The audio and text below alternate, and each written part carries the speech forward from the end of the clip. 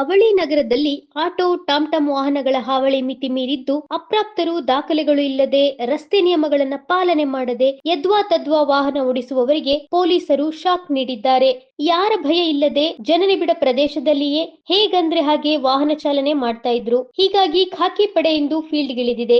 ನಿಯಮಗಳನ್ನು ಪಾಲನೆ ಮಾಡದ ಟಾಮ್ಟಾಮ್ ವಾಹನಗಳನ್ನ ಸೀಸ್ ಮಾಡಿ ದೊಡ್ಡ ಮೊತ್ತದ ದಂಡ ಹಾಕ್ತಾ ಇದ್ದಾರೆ. ಹೀಗಾಗಿ ರೂಲ್ಸ್ ಬ್ರೇಕ್ ಮಾಡುವ ವಾಹನ ಚಾಲಕರಿಗೆ ಎಚ್ಚರಿಕೆ ಘಂಟೆ ಬಾರಿಸಿದ್ದಾರೆ. ಗದಗ ಜಿಲ್ಲೆಯ ಪೊಲೀಸ್ ವೆಹಿಕಲ್ ಕಾರ್ಯಾಚರಣೆಯ ಕುರಿತಾದ ಒಂದು ವರದಿ ಇಲ್ಲಿದೆ ನೋಡಿ. ಈ ದಿವಸ ನಾವು ಗದಗ ಬೆಟಗೇರಿ ಅವಳಿ ನಗರದಲ್ಲಿ ಆಟೋ ರಿಕ್ಷಾ ಕುರಿತು ಒಂದು ವಿಶೇಷ ಡ್ರೈವ್ ಅನ್ನು ಮಾಡಿದ್ವಿ.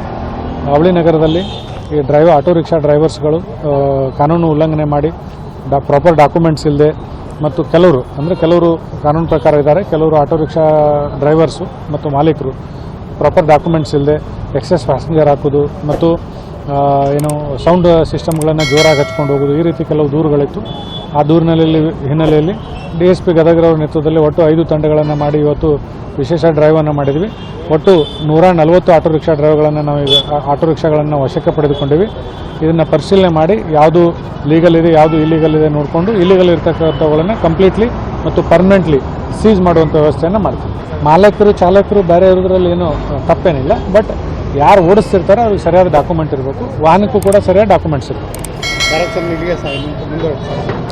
ಕಾರ್ಯಾಚರಣೆ ನಾವು ಇದನ್ನು ಮುಂದುವರಿಸ್ತೀವಿ ಮತ್ತು ಸದ್ಯದರಲ್ಲಿ ಶಾಲಾ ಕಾಲೇಜುಗಳು ಕೂಡ ಈಗ ಪ್ರಾರಂಭ ಆಗ್ತಾ ಇರೋದ್ರಿಂದ ಆ ನಿಟ್ಟಿನಲ್ಲಿ ಕೂಡ ನಾವು ಕಾರ್ಯಾಚರಣೆಗಳನ್ನು ಮುಂದುವರಿಸ್ತೀವಿ. ಆವಾಗಲೂ ಕೂಡ ಎಕ್ಸೆಸ್ ಆಗಿ ಸ್ಟೂಡೆಂಟ್ಸ್ಗೆ ಹಾಕೋದು, ಆಮೇಲೆ ಡೇಂಜರಸ್ ಮ್ಯಾನರಲ್ಲಿ ಅವ್ರನ್ನ ಕರ್ಕೊಂಡು ಬರೋದು, ಆ ರೀತಿ ಎಲ್ಲ ಮಾಡೋದ್ರಿಂದ ಒಂದು coordination meeting type parents, auto rickshaw, school vans ಮತ್ತು ಎಜುಕೇಷನ್ ಡಿಪಾರ್ಟ್ಮೆಂಟು ಆ ರೀತಿ ಒಂದು ಮೀಟಿಂಗನ್ನು ಮಾಡಿ ಅವರಿಗೆ ಸೂಕ್ತ ನಿರ್ದೇಶನಗಳನ್ನು ಕೂಡ ಕೊಡ್ತೀವಿ.